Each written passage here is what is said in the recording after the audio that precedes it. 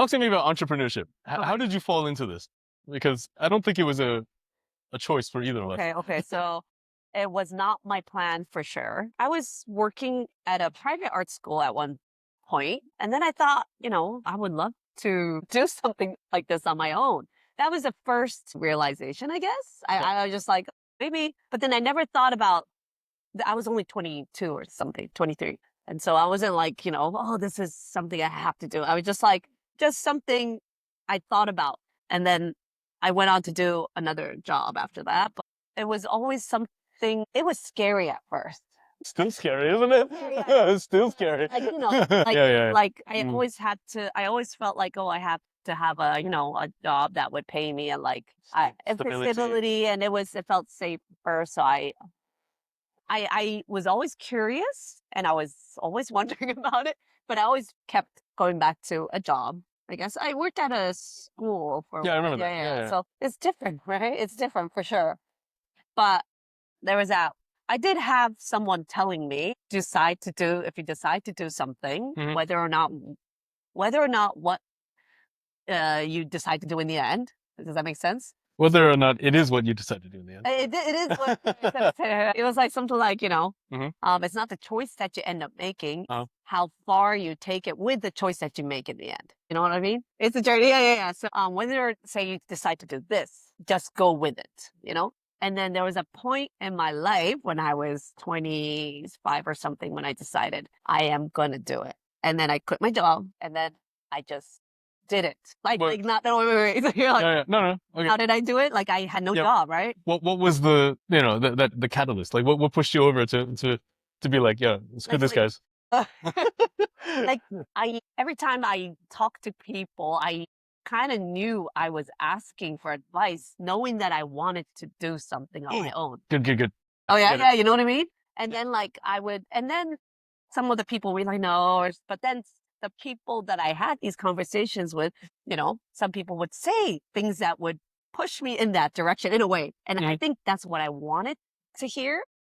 And then that just pushed me in that way. And then I just needed a little, nudge. And I was like, okay, I'm going to do it. I love that quote that, advice is really just confirming what you wanted to do. Yeah. Anyway. Yeah, exactly. That's all advice is. Yeah. I just kept asking for advice, but then I was like, oh, this is the one I wanted to hear. And then I was like, okay, I'm going to do it. Awesome. Weird. This is so weird that we're actually talking about this. That's awesome, right? We actually did used to go clubbing together like way long time ago. And when he used to DJ, I used to be there to support him. Yeah. And that was all face to face too, right? And so I think it's people like our generation. Please edit this. I used to go to your dorm days. No. She knows me from like 2 lifetimes ago. Dorm rooms. Wow. That was like, nice to meet you. I'm Alex, the DJ. Yeah. And now our kids are playing together. But anyway, but like, I do think like people like our generation, like we have to show kind of like what it was in the old days, right? And, bringing it back in our own ways, our own businesses, our own events, our own like kind of presence, I guess. Right. Because I think that's missing a lot. And hopefully our kids kind of figure it out. But like, I know a lot of people here, there's a lot of loneliness, right? And a lot of like people are just kind of feel like they're left alone, right? Yes. And I think if you come out and meet people, you party like, like. Exactly. So it's not just the art, it's more than that. It's more about making that community, building that community, and having this space, making that space for anyone to just be a part of, right? My grandma, when she was alive, she used to it wasn't parties, but like she used to just make food, lots of really good Chinese food. Grandma was a party. Yeah. People would just come in and just eat and leave, and like these random neighbors would just. Oh, really? Yeah. Oh, right here. Right here. Yeah. Right here.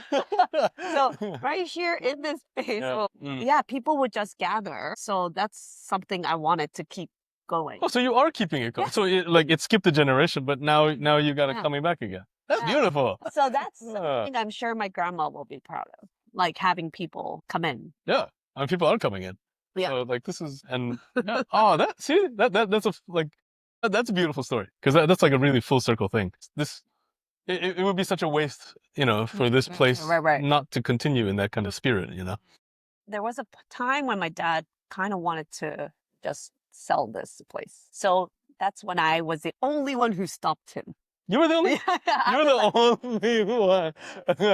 I guess back then I was like, no, Yeah. no. I was like, no, I wanna actually, see where we can take this. I don't know. I wasn't picturing this back then. Yeah. But Yeah. Like, 20 years ago, did you think you would be a cafe owner? no.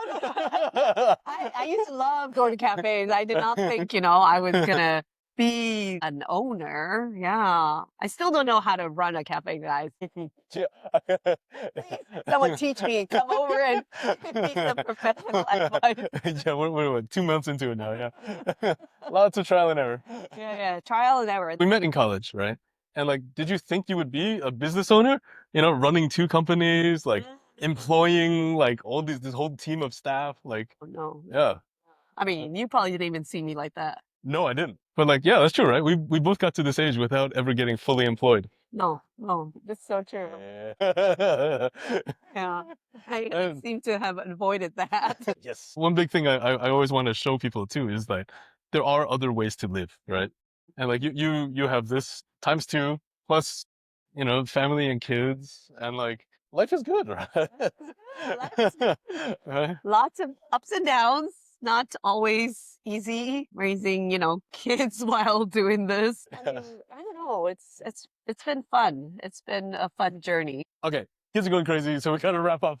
Where are we? How can they find you? How can they connect with you? We're in Yokohama Chinatown. We have an Instagram, Ten4 Cafe, TEN4, number 4 in cafe. Yeah, where is it? Yeah. Great. That up. There we go. That's our tote bag, by the way. Which you can paint upstairs. Yeah. Yeah. So yeah, find us. You are gonna be a lot more active on social media, aren't you? Like, oh yeah, I'm gonna try.